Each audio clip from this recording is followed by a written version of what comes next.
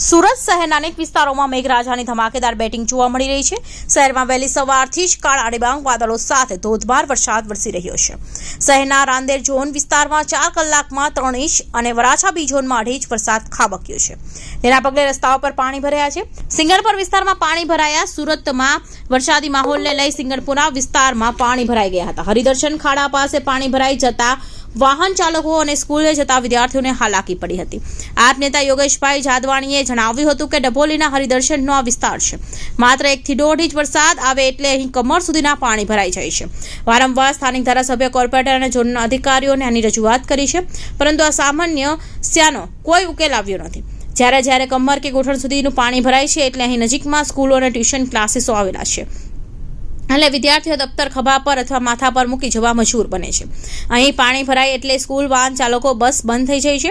લોકો કામ અર્થે પણ જઈ શકતા નથી।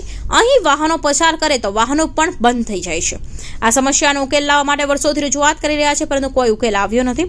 રાજ્યમાં ચોમાસાની શરૂઆત સાથે જ દક્ષિણ ગુજરાતમાં મેઘમહેર જોવા મળી રહી છે, તો બીજી તરફ હવામાન વિભાગની આગાહી મુજબ આજે સુરત શહેરમાં વરસાદી માહોલ છે।